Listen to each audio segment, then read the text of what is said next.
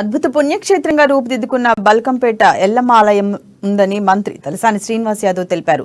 బల్కంపేట ఆలయ నూతన పాలకవర్గం ప్రమాణ స్వీకార కార్యక్రమంలో పాల్గొన్న ఆయన కమిటీకి శుభాకాంక్షలు తెలిపారు. ఈ సందర్భంగా జూన్ 20న బల్కంపేట ఎల్లమ్మ అమ్మవారి కళ్యాణం నిర్వహించడం జరుగుతుందని ఆలయ అధికారులు తెలిపారు.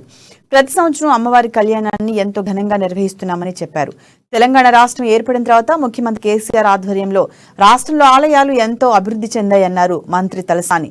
బల్కంపేట ఆలయానికి వచ్చే వేలాది మంది భక్తులు ఎలాంటి అసౌకర్యం కలగకుండా అన్ని సౌకర్యాలు కల్పించడం జరిగిందని మంత్రి తలసాని పేర్కొన్నారు.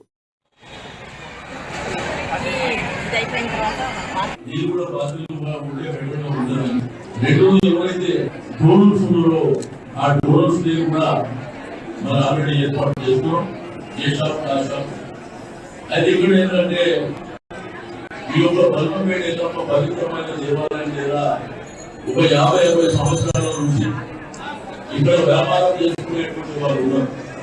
కొబ్బరికాయలు అమ్ముకునే వాళ్ళు కావచ్చు, లేకపోతే దేవుడి సామాగ్రి అమ్ముకునేటువంటి వాళ్ళు ఉన్నారు. ఆ షాపులన్నీ వాళ్ళకి అలర్ట్ చేసి అది కూడా ఉచితంగా ఫ్రీగా వాళ్ళకి ఇస్తున్నాం. ఓన్లీ వాళ్ళ కరెంటు బిల్లు